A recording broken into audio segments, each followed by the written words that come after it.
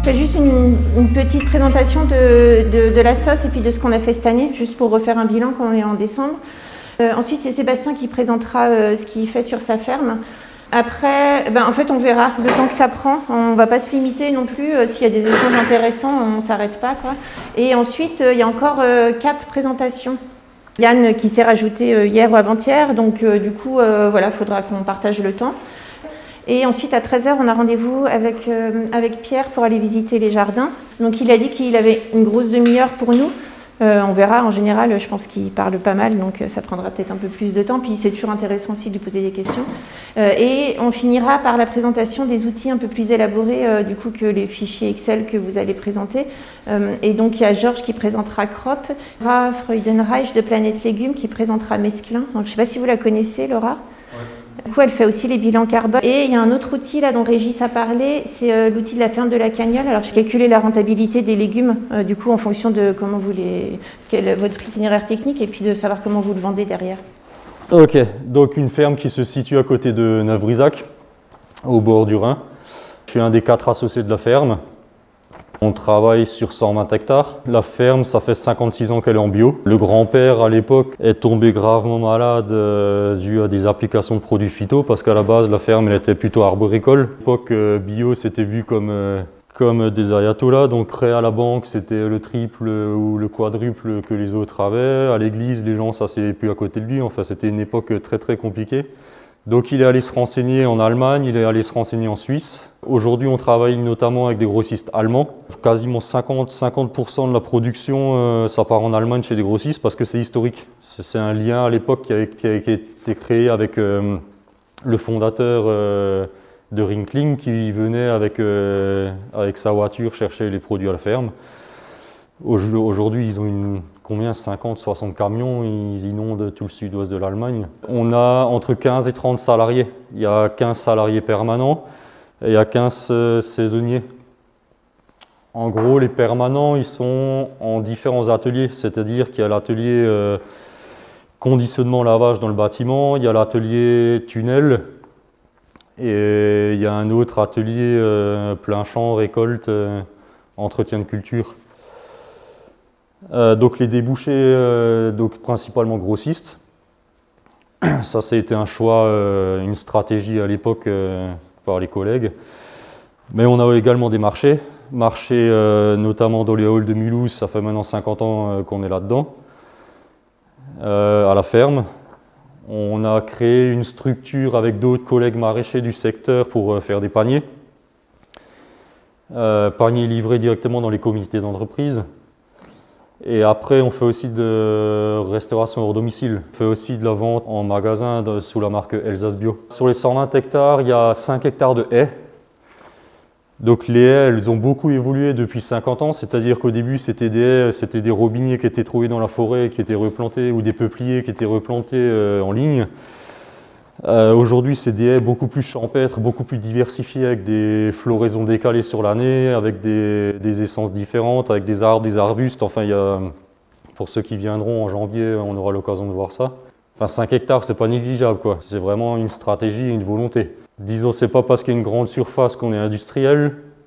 La volonté de bien faire et de respecter les sols, elle est là. D'ailleurs, on s'intéresse beaucoup à tout ce qui est vie du sol, agroécologie, agriculture de conservation des sols. On regarde toujours des vidéos, on achète des bouquins, on va se renseigner, on va se former, on participe à des formations. On essaie toujours d'évoluer dans le bon sens. On fait facilement une quinzaine d'analyses de sol chaque année parce qu'on veut vraiment se tenir au courant de ce qui se passe. Et après, on fait partie du groupe Défi. Donc groupe Défi qui essaie de faire évoluer la fertilisation des sols par les amendements organiques. Puis ce groupe, on fait également des analyses de vie du sol avec le laboratoire Célestalab. On voyait des choses déconnantes sur nos sols qu'on n'arrivait pas à expliquer par les analyses normales. Et grâce aux analyses microbiennes, on a vu qu'il se passait des choses pas normales.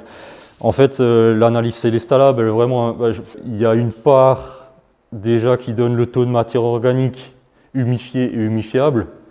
Donc ça, c'est super intéressant par rapport aux analyses de sol normales, parce qu'on sait ce qui est minéralisable rapidement et ce qui est minéralisable un peu plus tard, avec le C sur N à chaque fois de chaque part. Et après, ce qui est super intéressant, c'est la vie microbienne, c'est-à-dire la quantité de vie microbienne dans le sol et son activité. Alors ça, c'est une donnée qui est formidable. Alors le problème, c'est qu'une analyse, c'est 250 balles. Mais si on pouvait en faire sur chaque parcelle, ce serait formidable parce qu'on pourrait vraiment voir l'évolution de nos pratiques. Du coup, il y a un impact aussi qui est très important, c'est que nous, on est à fond, enfin moi je fais partie de l'association MSV parce que je suis à fond convaincu de cette pratique. Le problème, c'est qu'à côté de ça, il y a la partie économique.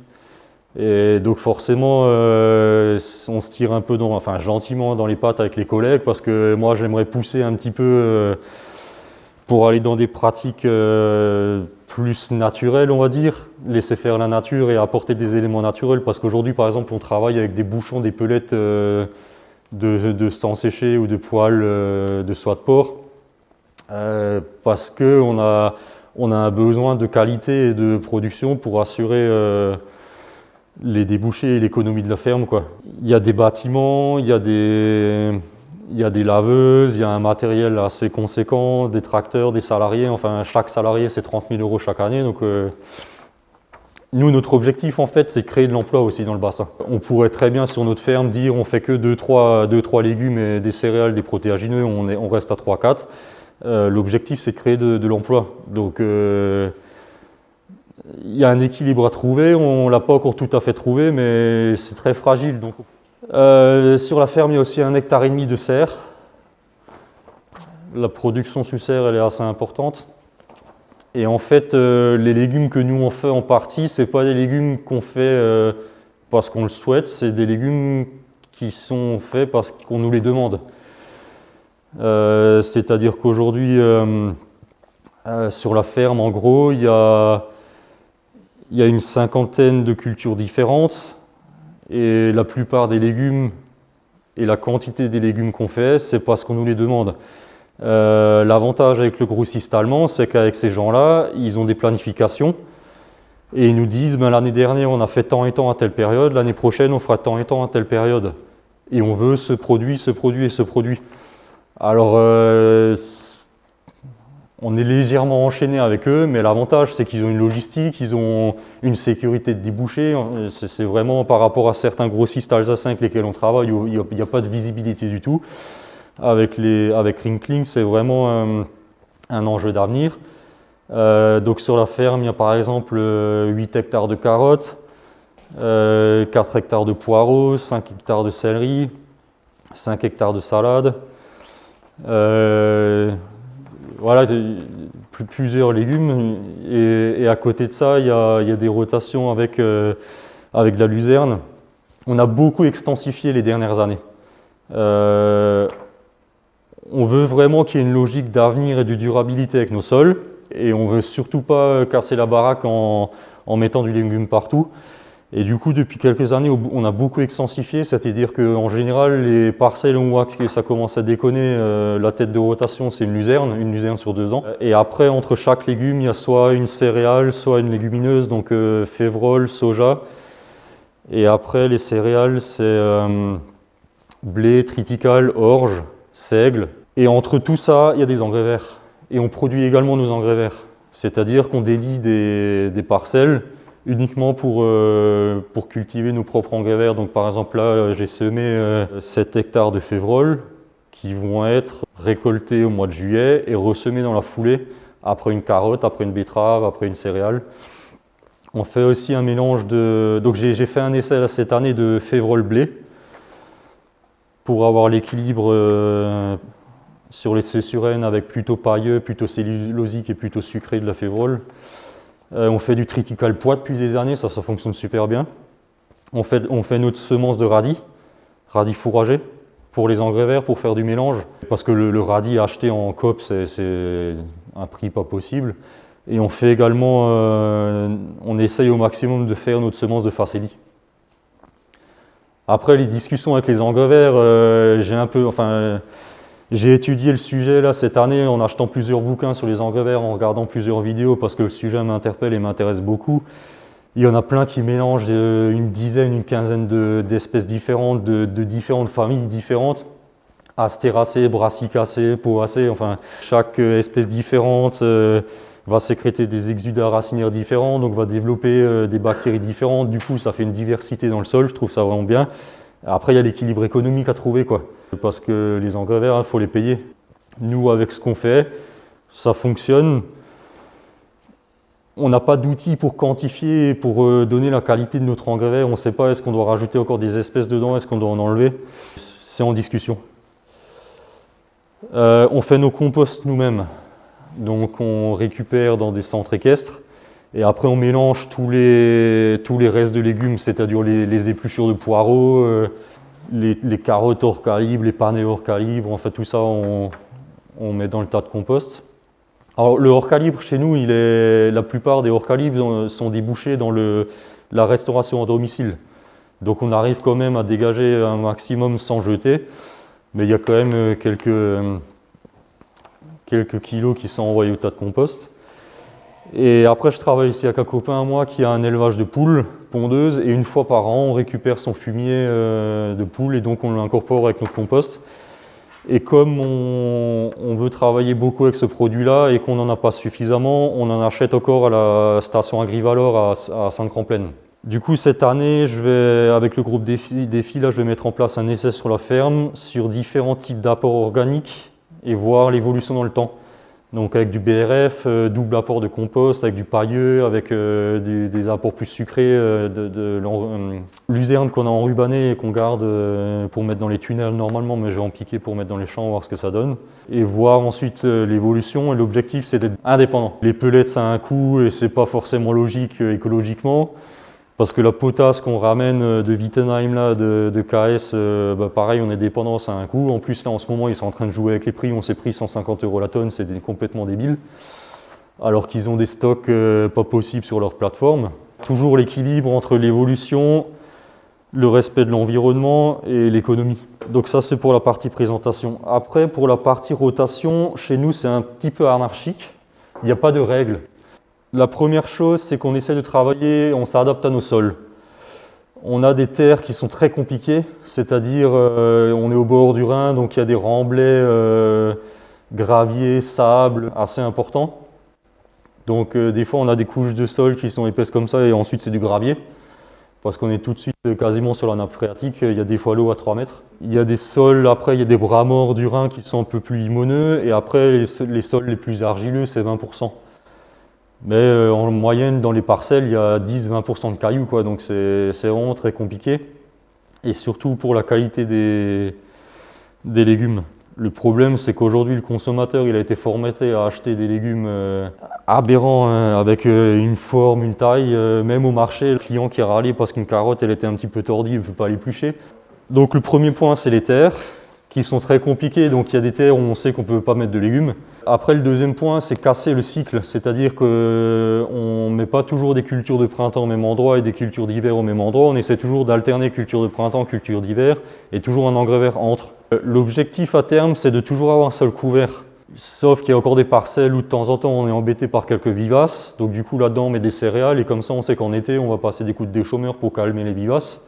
Alors on n'a pas des grosses problématiques de vivaces et c'est très vite calmé, mais quand même on se garde les céréales pour pouvoir travailler les sols et calmer les jeux. Et ensuite, sur ces céréales, on vient mettre des cultures d'hiver, donc tout ce qui est navets, choux chinois, radis noirs et compagnie.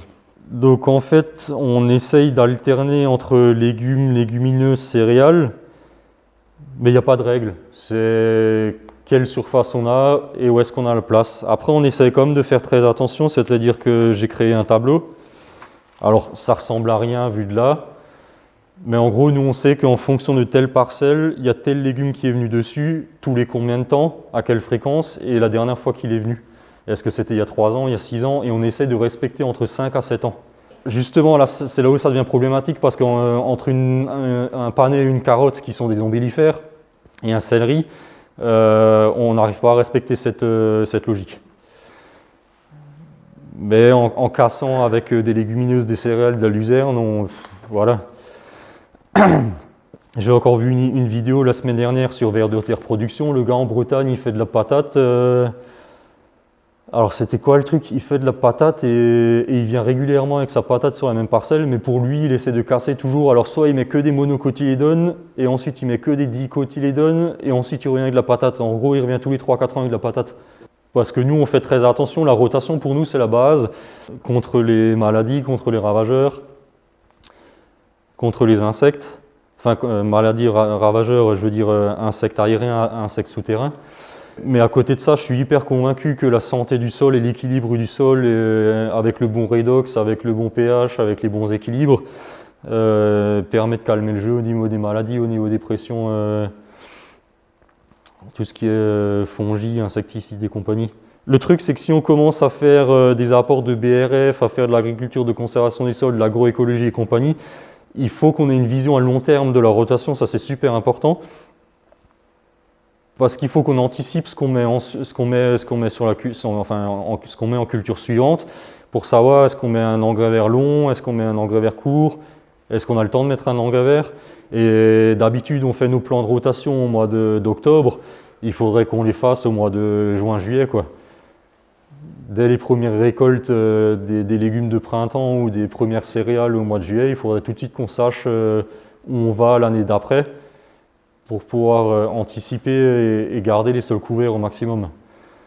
En fait, je vous montre, en fait, chaque année, on a un tableau comme ça avec les parcelles, les surfaces, la culture N-1 et la culture suivante. Et en fait, on discute, en fait, on prend une heure, 2 heures, et puis on dit, bah tiens, là, il y avait ça, on met ça. Alors, il y a des choses qui sont informatisées, parce qu'on travaille, on a commencé à travailler avec Excel. En fait, on travaillait par planche, et avec Excel, on s'amusait à faire toutes les planches, chaque légume, mais c'est un travail de débile. Le truc, c'est que quand tu as par exemple une parcelle de 5 hectares, on n'a jamais la même culture sur 5 hectares. Et on a peut-être 3-4 cultures différentes pour les rotations, justement. Et donc, quand tu travailles avec Excel en planche, tu te dis au Landfall Nord, il y a 5 cultures. L'année d'après, comment tu fais pour les rotations? Enfin, ça devient un casse-tête. La mécanique fonctionne. Dans la tête, on a vraiment, c'est ordonné. On est dedans toute l'année, donc on sait quoi et où. Et depuis maintenant plusieurs années, on travaille avec le logiciel de la Chambre d'agriculture qui est Mes Parcelles. Alors c'est bien, mais c'est quand même pas encore adapté aux maraîchers. C'est pas encore suffisamment évolué et développé pour la suivi des rotations justement. Mais c'est un support, alors c'est déjà un support de traçabilité, parce qu'on est certifié EcoCert, on est certifié Bioland en Allemagne, et on est certifié BioSuisse. Quand le certificateur est bien, il faut qu'il prenne le logiciel, et puis en 2-3 coups d'œil, il faut qu'il voie ce qui se passe, quoi. Ok, et là-dedans ensuite dans mon tableau, j'intègre aussi les apports de compost. On ne les intègre plus avant légumes, parce qu'on s'est rendu compte que ça avait un effet dépressif. Compost, on les intègre avant légumineuses, sauf quand c'est un mélange de compost avec du fumier de poule. Là, on met ça avant céleri, on met ça avant poireau, et là, ça fonctionne du tonnerre. Le problème, c'est vu la surface qu'on a, on ne peut pas généraliser le produit, mais ça fonctionne vraiment bien. Mais sinon, le compost de base, on ne le met plus avant légumes. On n'arrive pas à gérer. Dépressif, c'est des fins d'azote, ou alors il faudrait mettre le double de pellets, mais t'es nouveau dépendant de ce produit-là, et l'objectif, c'est pas ça. Et parce que je pense pas que c'est un lien avec le fait que vous les incorporez. Dans la pratique, l'apport c'est une chose, la façon dont tu traites le sol après l'apport, on est encore une autre. Et comment tu verrais la chose? Je suis au stade où je sème la carotte dans un lit de compost. C'est pour l'extrême, tu vois. Ouais, du coup, le compost, il s'intègre pas tout de suite. Ça me permet de faire mon lissement, je sais pas d'herbe après derrière dedans, quoi. C'est un exemple, mais ça c'est vraiment l'extrême, parce que là c'est tout de suite 2 cm sur toute la planche. La problématique chez nous avec ce système-là qui est sûrement super, c'est les travaux de sol. C'est-à-dire que moi, je suis venu à un constat il y a quelques années que la bio, c'est super, mais c'est quand même pas ça, parce que on matraque les sols avec des travaux de sol. Il y a trop de travaux de sol, et justement, on aimerait tendre vers moins de travaux de sol. Disons, moi, mon idéal, ce serait de remplacer les travaux de sol par des couverts. Parce qu'on a participé avec Benoît par exemple à la formation de plantes bio-indicatrices avec Gérard Dussert. Et donc avec les collègues, on est sensibilisé à ça depuis plusieurs années. On avait d'ailleurs son tableau et on s'est rendu compte que dans nos sols, il y a beaucoup d'hydromorphie, c'est-à-dire que par exemple quand on va récolter un légume avec une grosse arracheuse, il y a plusieurs tonnes qui passent sur la parcelle, le sol il est défoncé. Et on le voit avec les plantes bio-indicatrices, il y a des hydromorphies, il y a des... Alors chez nous en plus, comme c'est sableux, il n'y a pas forcément de complexe argilo-humique, il n'y a pas forcément de structure. C'est pas un désert, mais c'est très compliqué à gérer.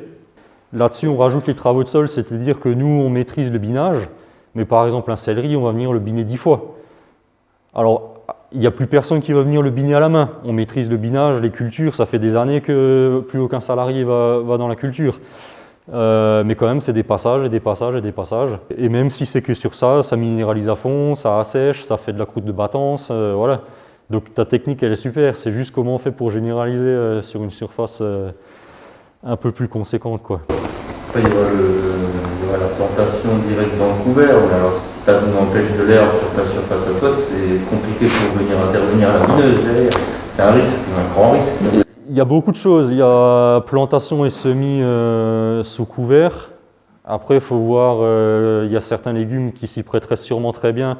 Le problème, c'est que faire des essais, il faut du matos. Mais faire du matos, tu vas le chercher où? Parce que ce n'est pas les concessionnaires chez nous qui ont ce type de matos.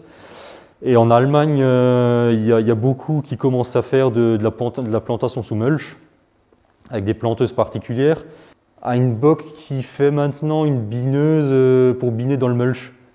En gros, c'est un disque comme ça. Tu as ta ligne de plantation ici, ta ligne de plantation ici, et il y a un gros disque qui va passer dans le mulch, tenu par un tube. Et en gros, ce truc-là, il va racler le fond et il va niveler un coup s'il y a de la semence qui a germé. Ouais, après, nous, dans nos conditions, c'est pareil. On parle de Rolofaca, on a des cailloux. Il y a une grosse volonté d'essayer de faire des choses, mais après il y a le contexte. Il n'y a pas forcément le matériel sous la main quand il le faudrait. Là, je parlais avec des techniciens de Planète Légumes. Plantation sous mulch, elle pourrait me faire venir une machine d'Allemagne, mais après il faut que le chantier soit vraiment prêt quand la machine elle vient, parce qu'on l'a qu'une demi-journée. Enfin, c'est le résultat d'une année, il ne veut rien dire. Il faut comparer aux années précédentes. Pour les semis, on en saura plus l'hiver, quoi. La technique d'Hitner, son compostage de surface, c'est pas sa technique à lui. Mais... c'est la technique Friedrich Wenz. Et nous, à partir de l'année prochaine, on va faire 2 essais. Le premier, c'est qu'on va travailler beaucoup avec des thés de compost. Parce qu'en fait, chez nous, on a déjà fait des essais au thé de compost. Pour moi, c'est magique ce produit parce que c'est la base.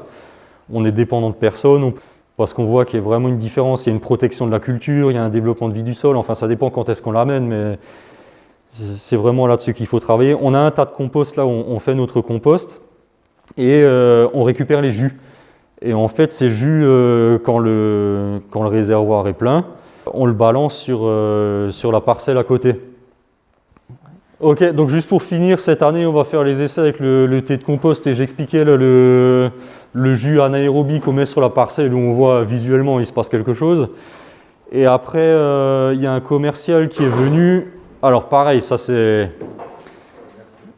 toujours l'éthique de savoir est-ce qu'on le fait pas, mais en gros, c'est un commercial qui est venu qui fait des extraits de lombricompost liquide. Donc juste... Parce que nous, sur la ferme, on a déjà essayé énormément de choses. On va essayer ce truc-là, mais moi, je pense que notre thé de compost qu'on fera à la ferme, il sera autant efficace. Après, pareil, lombricompost, ça m'intéresse beaucoup. Je me suis beaucoup renseigné sur le sujet. Je serais très, très motivé pour faire un lombricompost et pour mettre ça, surtout dans les serres. Le problème dans tout ça, c'est que ça fait partie du recherche et développement. Et sur la ferme, il y a déjà le travail de base qui prend 200-300 heures par mois. Donc après... c'est vraiment pénible parce qu'on a l'envie, on a l'ambition, mais on n'a pas le temps de faire tout ce qu'on aimerait essayer, quoi. Et c'est vraiment très très frustrant parce qu'on sait qu'on perd du temps et on sait qu'on n'évolue pas comme on aimerait. Mais le travail de base, il est déjà très très usant. Donc après, là, dans les théories, c'est super, mais Là, on dit qu'on va faire des essais de tête compost. À quelle fréquence, à quelle à quelle assiduité, on ne sait pas encore. Ok, alors je m'excuse parce que j'ai été très rapide. Maintenant, on va laisser la place aux questions s'il y en a. Tu as construit un dynamiseur pour le thé de compost de la machine, vous l'avez déjà? Non, ce qu'on fait en fait pour le thé de compost, on a un cubi de 1000 litres. Donc on met notre compost dans un sac en toile de jute qu'on laisse suspendre au-dessus. On le remplit d'eau à 3/4. Et après, l'idée, c'est deux choses. C'est d'une part, prendre le compresseur et mettre un tuyau dedans pour ramener de l'air. Et ensuite, une pompe. Et en fait, cette pompe, elle va pomper le jus du fond. Elle va le ramener au-dessus. Sauf que quand elle le ramène au-dessus, le tuyau qui recrache, il est à ça de l'eau. Enfin, à ça du sac de toile de jute, parce que ça crache sur le sac en toile de jute. Et en fait, l'idée, c'est quand l'eau, elle tombe dessus, elle s'oxygène aussi. Il se passe quelque chose, quoi. Mais quand on faisait nos thés de compost, on avait ça de mousse dessus au bout de 24 heures. Et quand tu as ça de mousse, tu sais que ça va fonctionner, quoi. Et les bords sont comme un vin sucré sur un verre, tu sais. Les bords sont... c'est pas de la colle, c'est un espèce de dépôt, quoi. On verra chez Jérémy, là, cet hiver, ce que j'ai beaucoup aimé chez lui sur la machine que proposent les Allemands. Ecodyn. Il n'a pas construit. Ecodyn, ouais. C'est qu'il y a quand même cette idée de vortex qu'on retrouve en biodynamie. Ouais. Je dis pas, hein, on a un peu la tête dans les étoiles chez eux, mais il peut avoir une incidence, peut-être quand même. Mais l'eau, quand elle chute, la chute comme une cascade, ça fait des mini-vortex. Possible. Les rivières, etc. Dès que l'eau est etc. Après, on en revient aussi entre la théorie et la pratique, c'est-à-dire que sur un des bâtiments, on récupère... Enfin, à l'époque, on a mis un récupérateur d'eau de pluie et l'objectif, c'était d'utiliser cette eau de pluie pour les traitements. Sauf qu'entre la théorie et la pratique, tu n'as jamais le temps de faire la démarche, donc tu vas au puits, enfin voilà. Sauf que chez nous, l'eau, elle est très très calcaire, elle est très dure. Et d'ailleurs, j'ai oublié de préciser dans la présentation, on a des sols avec du calcaire actif. Donc, blocage d'éléments. Il faut qu'on fasse très attention aux démarches qu'on fait, parce que sinon, alors l'impact, il ne se voit pas visuellement, mais il se verra à long terme. Et on dit toujours, par exemple, sur les parcelles qui ont du calcaire actif, on n'amène pas d'oxyde de magnésium, parce qu'il est bloqué. Mais après, avec le travaux des couverts, on ne sait jamais comment ça réagit, en fait, on ne sait jamais ce qui se passe vraiment dans le sol. Est-ce que les couverts arrivent à débloquer ça? Parce qu'en plus, on a des pH très élevés, on a des parcelles avec des pH à 8. En moyenne, c'est ça, hein, on ne descend pas en dessous. Donc on fait des apports de soufre pour espérer descendre un petit peu le temps qu'il y a la culture, mais la culture elle-même descend le pH. Mais en fait, il y a trop de données qu'on ne sait pas. Il y a trop de facteurs qu'on ne maîtrise pas. Dans la théorie, on sait énormément de choses, mais après, dans la pratique, ce qui se passe vraiment, il y a encore trop d'inconnus. Et je trouve ça vraiment très dommage parce qu'on est bloqué là-dessus, quoi. Le soufre, c'est du sphérosol. C'est des granules d'anhydre sulfurique.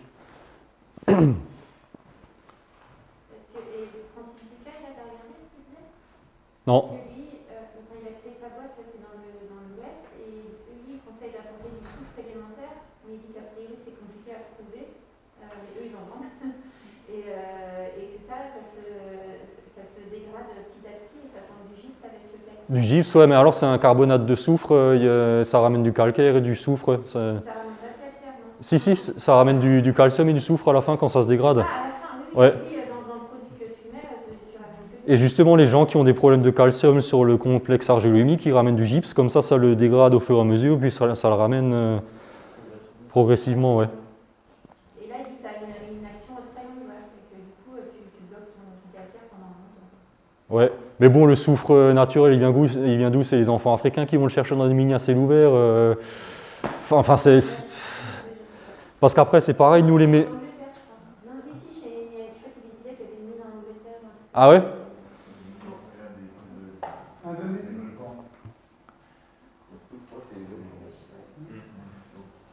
En fait, c'est une colonie indienne qui a encore du soufre et qui envoie ça en Angleterre.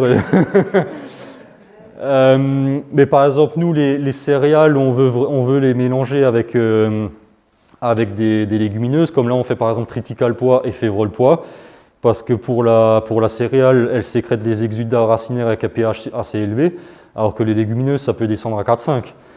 Et donc ça fait l'équilibre. Le problème, c'est que nous, on a la volonté de faire ça, mais il n'y a pas le débouché. C'est-à-dire qu'après, il faudrait un trieur. On n'a pas le trieur, il faudrait un bâtiment pour le trieur, enfin il faudrait des cellules de stockage. On a dit là l'essai févrole blé qu'on fait, après éventuellement on va chez Jérémy Dittner, et si c'est quelques tonnes pour essayer, là on a fait des essais de doses de semis. Voilà, on y va en camion, on lui ramène, il nous le trie et c'est réglé. Mais si après c'est 10 hectares de céréales en blé févrole, qu'est-ce qu'on fait quoi?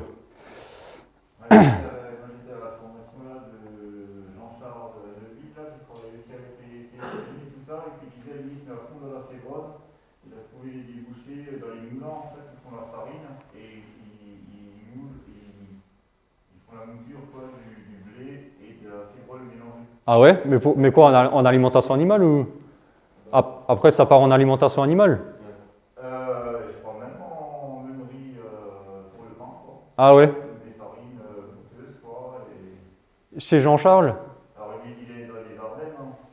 Ah bah oui, je vois qui c'est. C'est lui qui fait toutes les formations. Ouais, c'est ça, je le suis lui. Il est super intéressant comme gars, ouais.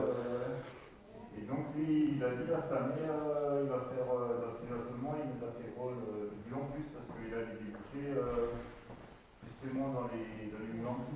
Ah, après, il faut trouver les moulins, leur proposer pour faire essayer. Ouais, c'est ça. Je sais pas ça. Ça peut être un. Parce qu'il voyait la févrole comme le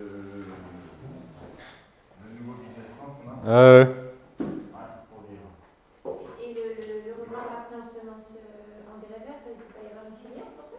Bah nous, on l'utilise nous. Oui. On l'utilise nous, mais faut le trier. Ah, c'est le tri qui a un problème. C'est le tri qui est un problème. Et là, il y a un groupe de céréales anciennes avec Moïse et tout, non? Ils n'auraient pas les trieuses qui correspondent. Bah, en fait, il y a les trieuses, ça c'est pas un problème, mais après c'est la logistique de transport. Parce que toi, tu viens avec une benne pleine. Ah oui, parce que ce que j'ai pas dit aussi sur la ferme, on est dans une cuma. Et donc l'avantage de la cuma, c'est qu'après on a du matériel en commun avec des collègues.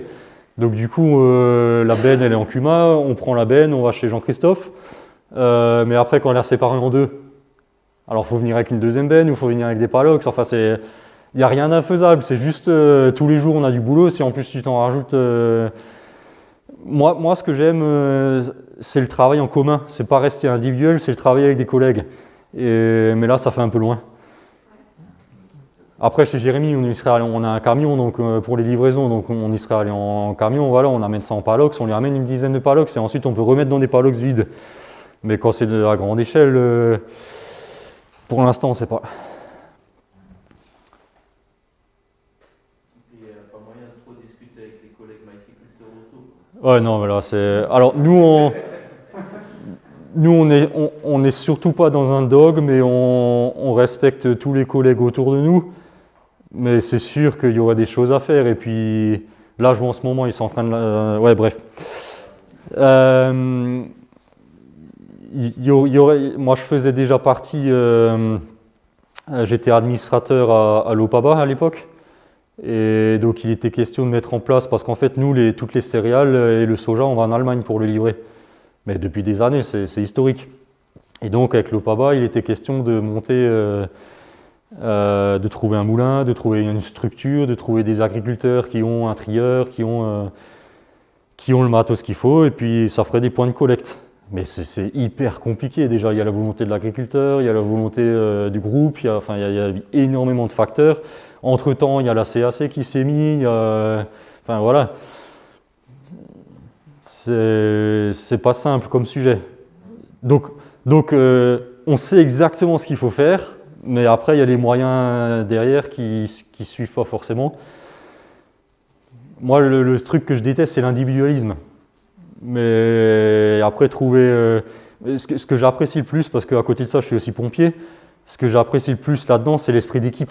Et l'esprit de quand tu fais un truc, tu le fais ensemble et à même échelle, quoi. Et le problème dans le monde agricole, il y en a toujours un qui ah j'ai encore du boulot, j'ai encore ça à finir, j'ai pas le temps, machin. Il y en a toujours un qui aura pas le temps et au final tu te retrouves seul à faire ton truc. Donc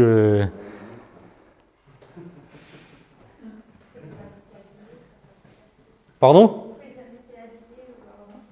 Ah ben les moments, ouais, ben ça forcément. Ouais, ça. Ben dans la Cuma, on se voit une fois par an et puis on mange ensemble. Sauf que dans la Cuma, il y a toujours des histoires parce que les boules d'attache, c'est toi qui les as pris, moi je les ai pas laissées, la prise de force elle est où et machin. Et...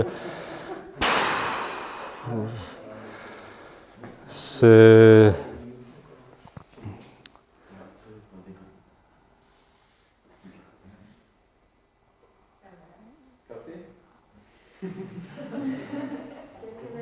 Bon, s'il n'y a pas trop de questions, je vais laisser la place aux autres. Mais du coup, je veux dire, dans un système de découverts végétaux, un peu sur toutes les parcelles de suivre, et on travaille le sol, puis encore du binage notamment, c'est de la préparation de sol aussi lourde, quoi, ou ça arrive Alors en fait, depuis quelques années, on fait...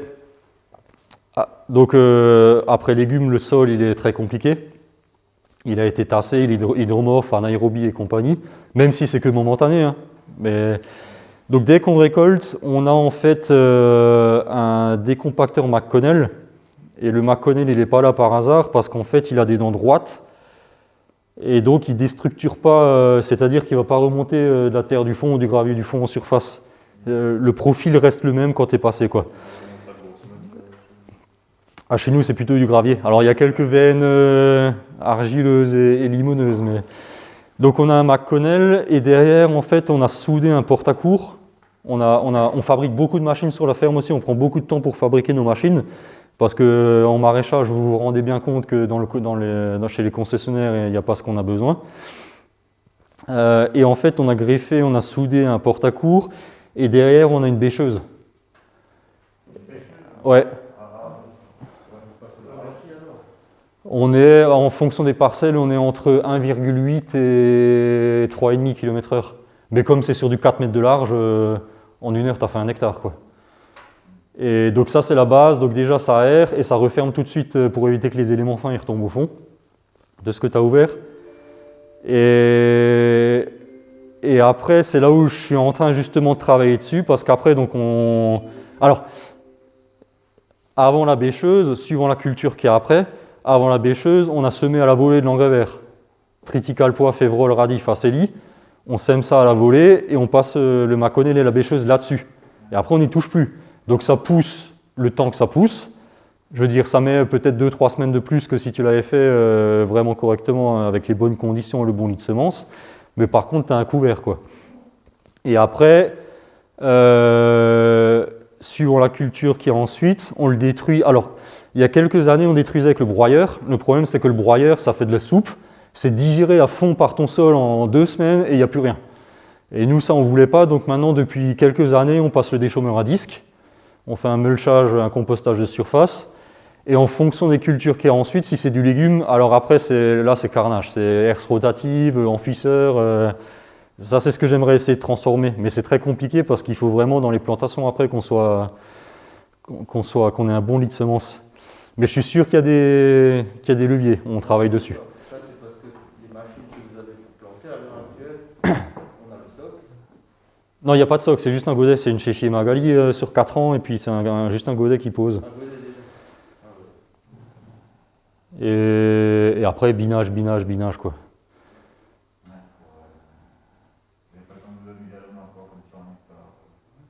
Mais par exemple, on a des contrats avec un semencier suisse qui s'appelle Sativa et depuis quelques années, on fait de la carotte semence, betterave semence, panais semence.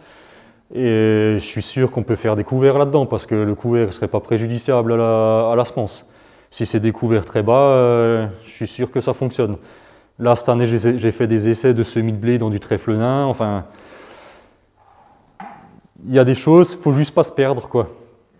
Vous n'avez jamais tenté de laisser un max de paillage qui t'a pas passé le déchaumeur derrière l'engrais vert, de détruire justement au broyeur et d'aller essayer de rentrer la chéchimamie directement derrière. Alors, ce qu'on a fait, en fait, on avait sur une parcelle une luzerne sur 2 ans. On l'a roulé, on a roulé la luzerne, on l'a On a passé le McConnell avec la bêcheuse. Et ensuite, on a juste fait des buts pour planter le poireau dedans. Mais la luzerne pour biner après, c'est...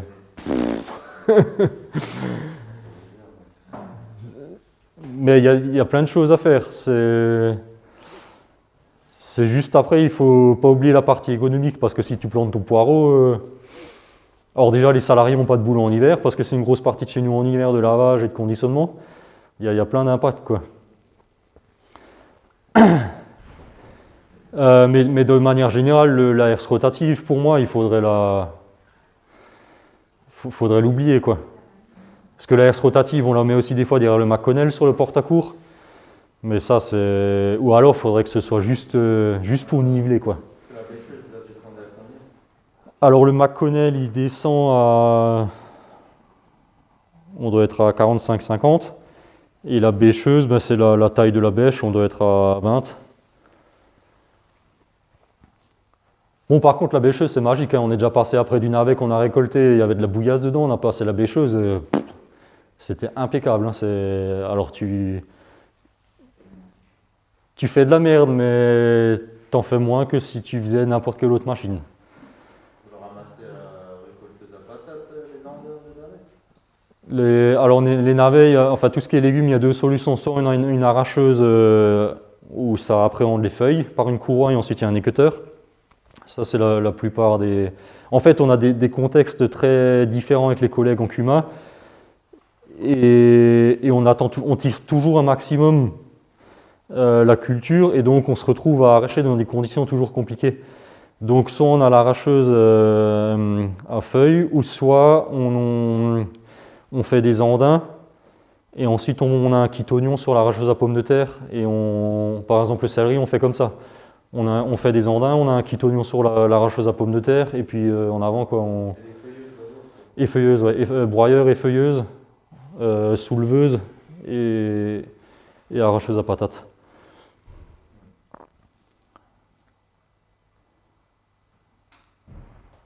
D'autres questions?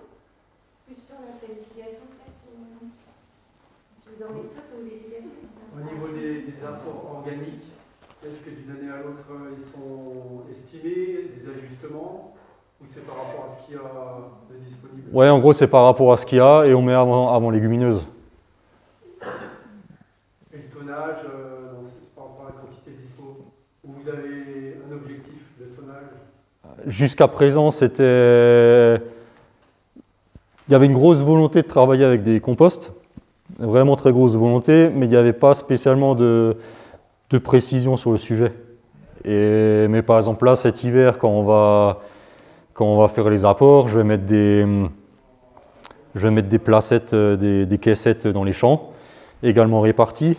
Donc le collègue il va passer avec sa machine et ça va me permettre de voir combien de tonnes à l'hectare on amène. Le problème c'est que le produit est toujours différent. Une fois il est dense, une fois il est humide, une fois il est sec. C'est très compliqué à quantifier. De même que les composts, on les fait analyser, on voit ce qu'il y a dedans. Mais ce qu'il y a dedans, c'est dispo quand? C'est dispo dans 6 mois, dans 1 an, dans 3 ans. C'est très compliqué. Et après, le problème, c'est que si tu veux être vraiment très précis, après, il faut mettre de l'argent dans les analyses et ça a tout de suite beaucoup d'impact, quoi.